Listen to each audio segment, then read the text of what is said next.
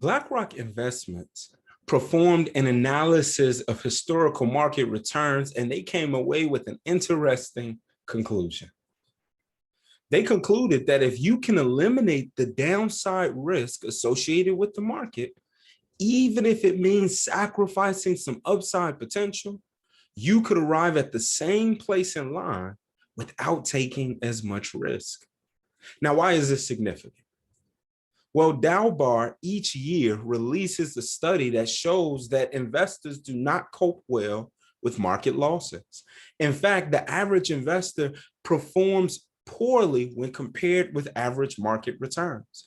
As you can see in the chart here, the average investor over the last 20 years has averaged under 5.5%, even though the market has done higher than that. As a result, many are looking for ways to grow their money without exposing it to as much risk.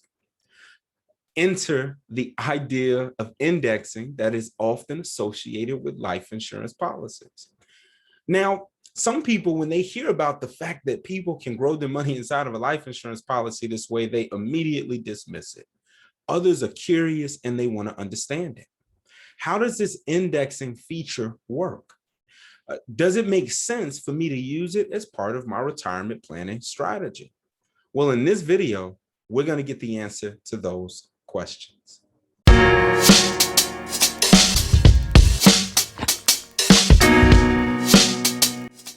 So what exactly is indexing?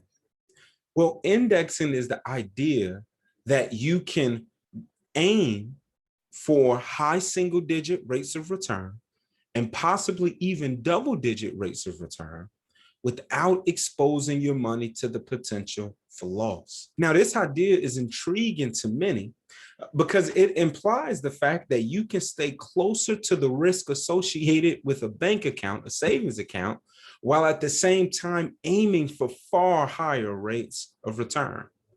But how does this process actually work? So the first thing it's important to know is that when using the strategy of indexing, your money is not in the stock market. And as a result, it's not at risk for market loss. Here's how it works. Your money is placed right inside the insurance company's general account. This is the account that they normally pay out a rate of return of 3 to 4%, right? Think about, how you put your money in your bank account, they pay you like 0.01. But what the insurance company does that is unique is they allow you to trade in the opportunity to get this 3 to 4% for a chance to receive an interest credit based on how the market is performing. So instead of just being stuck at this 3 to 4%, you're able to take the chance or the opportunity to get a much higher rate of return. But your money is never at risk because it's not in the market. So let's discuss a little bit more about how this indexing process works. So basically what the insurance company does is they buy enough options. That's what they're using to make this whole process work. We don't have to really fully understand what options are now. Maybe I'll talk about that a little bit more in another video. But they buy enough options to be able to provide you with a cap, right, on your growth. For example, let's say the cap is 11.5. You also have a floor because your money's not at risk, so you can never lose money. Your money can never go below 0. So everything in between 11.5 and 0, you can capture as a potential gain on your funds that you put into this account. So if the account returns a rate of 8, 9, 10%, you capture the full gain. If it returns a rate of 20%, you only get 11.5. If it captures, if the S&P goes -10, then you get a 0. So hopefully that makes sense.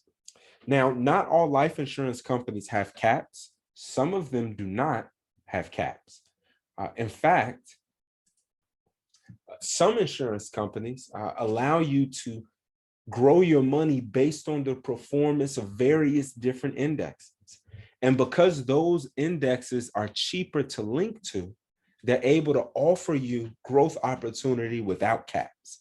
Basically, what that means is that you can have a floor of 0 and the potential to capture the complete upside of that particular market index.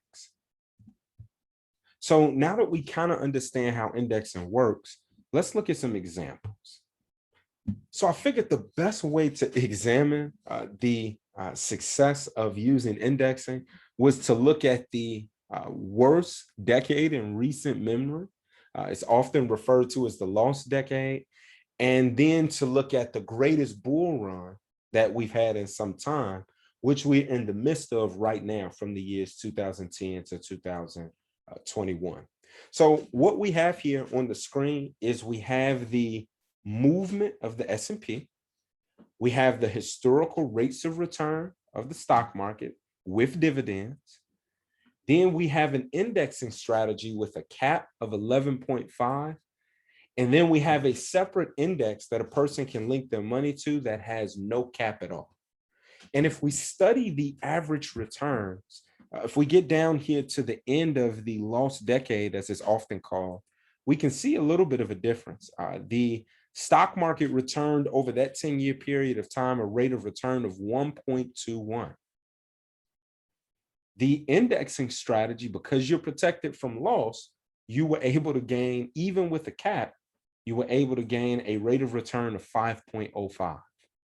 And then the index that didn't have a cap, you were able to gain a rate of about 7.10. Now, if we look at this last 10-year period, maybe 11 years that we're in right now, the stock market has done far better. Right? If you look at the stock market with dividends, it's averaged about 14.32%. The movement in the stock market without dividends has been a little less. And the indexing strategy with the cap of 11.5 would have returned an 8.18 rate of return.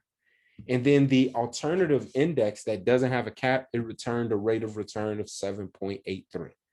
Okay, so let's just sum all of these numbers up. I know we're looking at a lot of numbers right now. Here's the bottom line. Over the last 20 years, the stock market would have averaged, if you were invested, 8.08%.